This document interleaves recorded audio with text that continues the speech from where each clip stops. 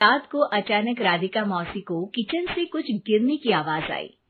उन्होंने बाहर निकल के देखा तो किचन में उन्हें कोई सफेद साड़ी में दिखा।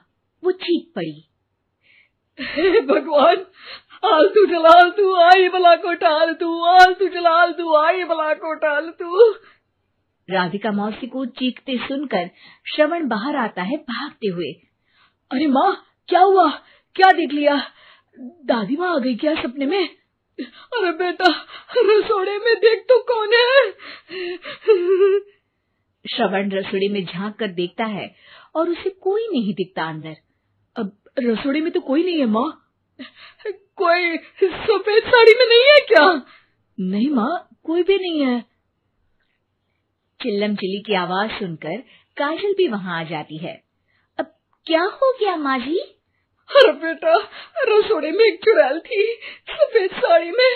अरे क्या कर रही थी वो अंदर? अरे बताया नहीं, कल आएगी ना तो पूछ लूंगी। चुड़ैल जी, आपका क्या प्लान है? माँ जी, रात बहुत हो गई है, आपने कोई बुरा सपना देखा होगा, चलिए सो जाइए।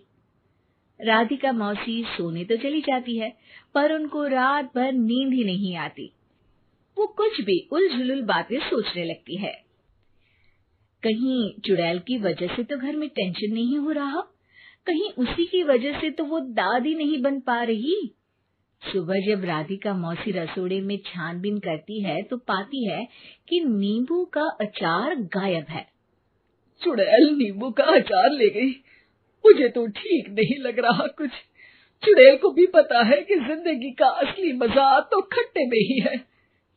राधिका मौसी झट से श्रवण को फोन कर देती है। बेटा, मुझे समस्या समझ में आ गई है, हमें एक तांत्रिक की जरूरत है। अरे क्या बोल रही हो माँ, तांत्रिक की क्या जरूरत है? आप पूजा पाठ तो कर ही रही हो ना। आलतू जलालतू मंत्र सारे फालतू जैसे कुछ मंत्र पढ़ो, चली जाएगी अपने आप चुड़ैल। अरे नहीं बेटा, कभी चुड़ैल को कम नहीं समझते।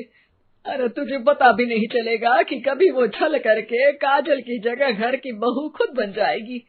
क्या माँ, कुछ भी बोल रही हो? कहाँ काजल और कहाँ चुड़ैल। वैसे एक बात बताओ, काजल को अगर गाने के लिए बोल देना तो चुड़ैल काजल की आवाज सुनकर घर तो क्या धरती लोग छोड़कर चली जाएगी।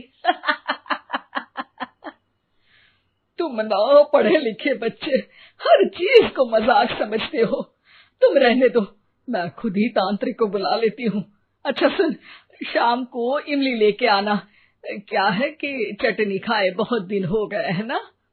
नहीं माँ, इमली तांत्रिक से ही मंगवा लो ना, आटा वगैरह भी उसी से पिसवा लेना।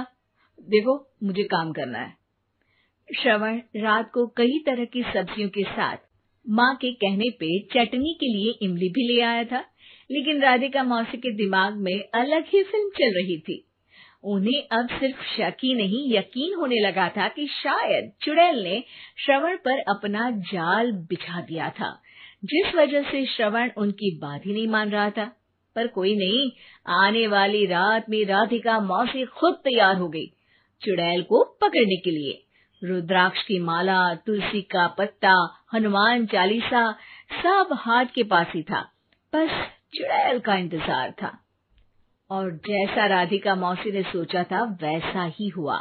वो चुड़ैल उस रात भी आई, पर वो राधिका मौसी से तेज निकली और राधिका मौसी के उससे पकड़ने के पहले ही वो भाग खड़ी हुई। जरूर बहू पे साया है उस चुड़ैल का, तभी तो श्रवण के कमरे में गई है। और अगली सुबह राधिका मौसी पिछली रात हुए हमले में किन चीजों का नुकसान हुआ उसका हिसाब लगा रही थी। उनके खेमे से एक आम के अचार की शीशी भी गायब हो चुकी थी, और वो इमली भी जो कल श्रवण लेकर आया था। राधिका मौसी इस बारे में सोच ही रही थी कि श्रवण जल्दी से रसोड़े में आकर दवाइयों की पोटली ढूंढने लगता है। अरे बेटा, क्या हो गया? अब माँ, वो काजल की तबीयत खराब है, बहुत घबराहट हो रही है उसे। हे भगवान, मैंने पहले ही कहा था कि तांत्रिक को बुला लेते हैं, पर नहीं। अब देखो, उस चुड़ैल ने काजल को अपने वश में करना शुरू भी कर दिया है। हालांकि श्रवण भूतों में विश्वास नहीं करता था, पर अब वो भी डर जाता है और राजी हो जाता है एक तांत्रिक को बुलाने के लिए। कुछ ही घंटों में तांत्रिक आ जाते हैं और राधिका मौसी तांत्रिक जी को सब बता देती है।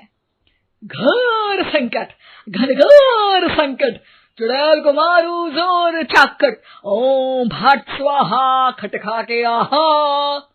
अरे ये क्या मंत्र है? मेरे खुद के ओरिजिनल मंत्र है, कल रात को ही लिखे हैं, अच्छे लगे तो दाद चाहूंगा। एक और मंत्र सुनो, अर्ज किया है आब्राकडाब्रा, दिल्ली बम्बई आगरा, चंदा मामा सोवरले सुरन मामू जारा। ये मंत्र है? अरे कोई 40 वालीसा पढ़ो ना। वक्त कम है, 40 नहीं पड़ेंगे, 20-25 में काम चलाना पड़ेगा। अलग निरंजन जाके लंदन, मुफ्त का मंजान घिस मेरे नंदन। अरे जल्दी करो तांत्रिक जी, जल्दी करो। तांत्रिक अपने उल झलूल मंत्र पढ़ने लगता है। श्रवण को तांत्रिक पे शक होता है। वो अपने एक डॉक्टर दोस्त को कॉल कर देता है ताकि कोई अनहोनी हो तो इमरजेंसी में चीजें मैनेज हो जाए। तांत्रिक धुनी रमाता है, जिसकी वजह से कमरे में काफी धुआं हो जाता है और जिसकी वजह से बहू की घबराहट बढ़ जाती है। अब भागेगी चुड़ैल। हाँ। बहू खांसते हुए धुएं से बचने के लिए बाहर चली जाती है। अरे भाग रही है, भाग रही है। पीछे पीछे श्रवण भी जाता है। बहू एक सोफे पर बैठ जाती है।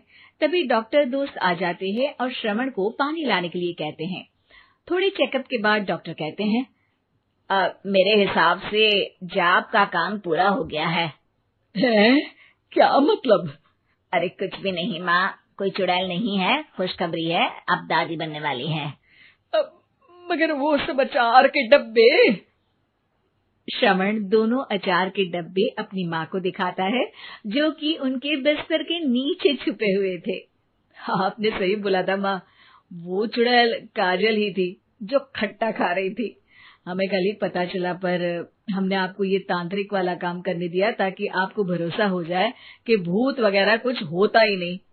अच्छा अच्छा, ये तो बड़ी खुशी की बात है, पर बेटा मुझे एक झाड़ू तो ला दे। क्यों माँ? ये तांत्रिक का भूत उतारती हूँ मैं। अब तांत्रिक राधा मौसी के डर से घर से भाग निकलता है और राधा मौसी उसके पीछे भागती है। अरे संकट ये घनघोर है, तांत्रिक मुआ